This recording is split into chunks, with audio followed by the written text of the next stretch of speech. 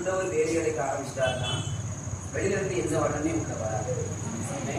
பொறாமை நாவிகள், எச்சரி நாவிகள், பண்கண்கள், மந்திரங்கள், பில்லி சூன்யங்கள், செய்வனை கட்டுகள், ஏவலை நாவிகள், மரணத்தின் நாவிகள், தற்கொலை நாவிகள், பலவிதமான ஆவிகளின் கிரியைகள் நம்ம வீட்டை சுற்றிலும் எங்கே இருந்தாலும் ஆண்டவருடைய கூடாரத்தை வேலி அடைக்கும் போது அவைகள் ஒன்றும் உள்ள வராது. ஆமென் சொல்லுங்க. போதுமே. ஆமென். கர்த்தர் உள்ள வரலனாலே வீடு ஆசீர்வாதமா. ஆமென் சொல்லுங்க. நான் விசுவாசிக்கிறேன் ஆண்டவர் வேலி அடைந்தா. ஆமென். கர்த்தர் வீட்டை வேலி அடைந்தா. வீட்டை வேலி அடைந்தா. ஆமென். ஆமென். நம்ம விசுவாசியும் இருக்கிறது எதிரிலிருந்து எல்லா ஆவியும் வாங்கியாரு. ஆமென்.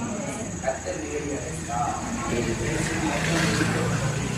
பத்து ஆட்டுக்குட்டியாகிய இயேசுவின் ரத்தம் முதலாவது பாதுகாப்பு, இரண்டாவது பார்த்தீங்கன்னா ஆசீர்வாதம், பெருக்கம்.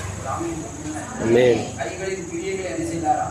ஆசீர்வதித்தார். பெருக்கம் உண்டாக போகுது. எத்தனை பேர் ஆமீன் சொல்றீங்க? சொல்லுங்க. யாபேசு கிட்ட வேலி அடைக்கிறார், பெருக்கத்தை கொடுக்கிறார். எத்தனை பேர் ஆமீன் சொல்றீங்க? கைகளின் கிரியைகளை கர்த்தர் ஆசீர்வதித்து ஆண்டவர் பெருகை செய்கிறவராக இருக்கிறார். வீட்டுல பிள்ளைகள் இருக்கும்போது நிச்சயமாய் பலவித நன்மைகளை ஆசீர்வாதங்களை கொடுத்து கர்த்தர் பெருகை செய்ய போகிறார். ஆமென். ஆமென். சொன்னது யார் தெரியுமா? பிசாசே சாட்சி சொல்றான். ஆமாவா?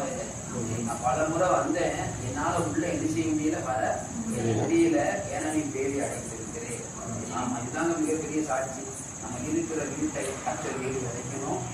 அது உள்ள வச்சு நம்மளை கர்த்தர் என்ன செய்யணும்? ஆசீர்வதிக்கணும். எப்பொழுது ஒரு வீட்டுக்கு காம்பவுண்ட் ரொம்ப ரொம்ப முக்கியம். நல்ல அறிவுள்ள நிச்சயம் வீடு கட்ட மாட்டோம், அந்த காம்பவுண்ட் கட்டணும். ஆமாவா? ரெண்டாவது எதை கட்டுவோம்? வீட்டு. ஏன்னா காம்பவுண்ட் தான் வீட்டில் பொருளை நிச்சயம் போட்டு வீட்டு பொருட்கள்லாம் போட முடியும். வேலை கட்டினா கரெக்டாக இருக்கும். ஃபர்ஸ்ட் பாதுகாப்பு காம்பவுண்ட் சொல்லணும். அதே போல கர்த்தர் முதலாவது என்ன செய்யறாருன்னா, நம்மளை ஆசீர்வதிக்கிறது முன்ன, நம்ம வீட்டை கட்டுறதுக்கு முன்ன, ஆசீர்வாதத்தால கட்டுறதுக்கு முன்ன முதல்ல என்ன போடுறாரு? இனியால அவருடைய ரத்தத்தால என்ன செய்யறாரு? வேலை போட்டுதான் கர்த்தர் என்ன செய்கிறார்?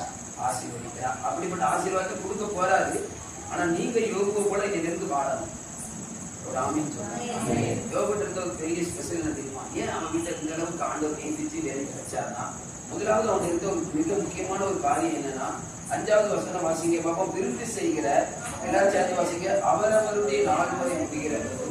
யோக ஒருவேளை என் குமாரன் பாவம் செய்து தேவனை தங்கள் இதயத்தை பூசித்திருப்பார்கள்.